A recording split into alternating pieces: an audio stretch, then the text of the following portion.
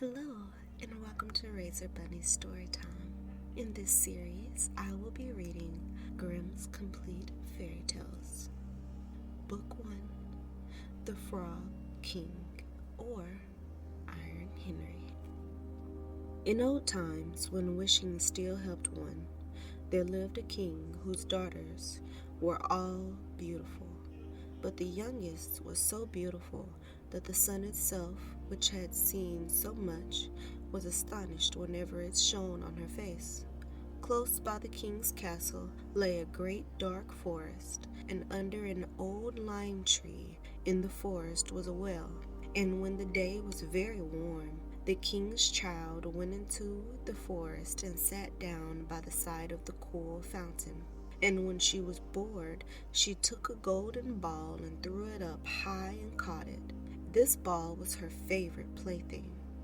Now it so happened that on one occasion the princess's golden ball did not fall into the little hand which she was holding up for it, but onto the ground beyond, and rolled straight into the water. The king's daughter followed it with her eyes, but it vanished. And the well was deep, so deep that the bottom could not be seen. At this she began to cry, and cried louder and louder, and could not be comforted. And as she thus lamented, someone said to her, "What ails you, king's daughter? Your tears would melt a heart of stone." She looked around to the side of where the voice came, and saw a frog stretching forth its thick, ugly head from the water. "Oh, old water splasher, is it you?" she said. "I am weeping for my golden ball, which has fallen into the well." "Be quiet and do not weep," answered the frog. "I can help you. But what will you give me if I bring your plaything up again?" "Whatever you will have, dear frog," she said. "My clothes, my pearls, my jewels, and even the golden crown which I am wearing."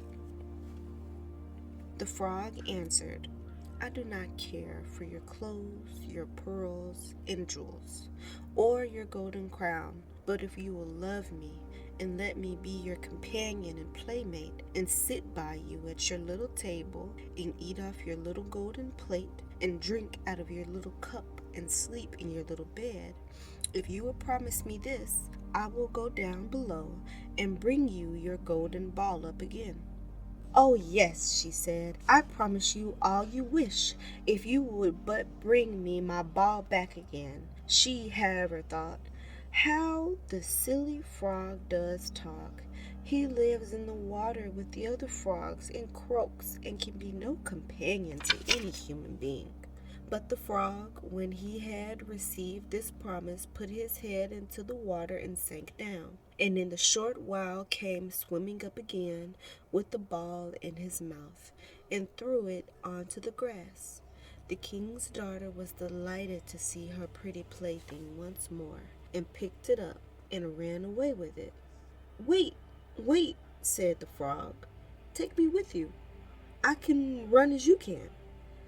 But what did it avail him to scream his croak croak after her as loudly as he could? She did not listen to it, but ran home and soon forgot about the poor frog, who was forced to go back into his well again. The next day, when she had seated herself at the table with the king, and all the courtiers was eating from her little golden plate, something came creeping, splish splash, up the marble staircase, and when it had got to the top, it knocked at the door and creaked. "Princess, youngest princess, open the door for me." She ran to see who was outside, but when she opened the door, there sat the frog in front of it. Then she slammed the door in great haste, sat down to dinner again, and was quite frightened. The king saw plainly that her heart was beating violently, and said, "My child, what are you so afraid of? Is there perchance a giant outside who wants to carry you away?" "Ah, no," she replied. "It is no giant, but a disgusting frog. What does a frog want with you?" "Ah, father, yesterday I was in the forest, sitting by the well, playing, My golden ball fell into the water, and because I cried so, the frog brought it out again for me, and because he so insisted, I promised him he should be my companion. But I never thought he would be able to come out of his water. And now he is outside there and wants to come into me. In the meantime, it knocked again a second time and cried, Princess, youngest princess, open the door for me. Do you not know what you said to me yesterday by the cool waters of the fountain? Princess, youngest princess, open the door for me. Then said the king, that which you have promised you must perform. Go and let him in. She went and opened the door. The frog hopped in and followed her, step by step, on her chair. There he sat and cried, Lift me up beside you. She delayed until at last the king commanded her to do it. When the frog was once on the chair, he wanted to be on the table. And when he was on the table, he said, Now push your little golden plate nearer to me, that we may eat together. She did this, but it was easy to see that she did not do it willingly. The frog enjoyed what he ate, but almost every mouthful she took choked her. At length he said, I have eaten and am satisfied. Now I am tired. Carry me into your little room and make your little silken bed ready, and we will both lie down and go to sleep. The king's daughter began to cry, for she was afraid of the cold frog which she did not like to touch, and which was now to sleep in her pretty clean little bed. But the king grew angry and said, He who helped you when you were in trouble ought not to be despised by you afterwards. So she took hold of the frog with 2 fingers, carried him upstairs, and put him in a corner. But when she was in bed, he crept to her and said, I am tired. I want to sleep as well as you. Lift me up, or I will tell your father. Then she was terribly angry and took him up and threw him with all her might against the wall. Now you will be quiet, odious frog, she said. But when he fell down, he was no frog, but a king's son, with beautiful, kind eyes. And it came to pass that with her father's consent, he became her dear companion and husband. He told her how he had been bewitched by a wicked witch, and now no one could have delivered him from the well but herself, and that tomorrow they would go together into his kingdom. Then they went to sleep.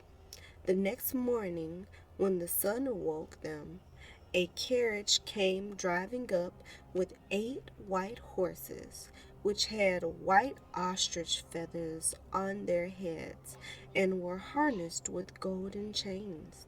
And behind stood the young king's servant, Faithful Henry. Faithful Henry had been so unhappy when his master was changed into a frog that he had caused 3 iron bands to be laid round his heart, lest it should burst with grief and sadness.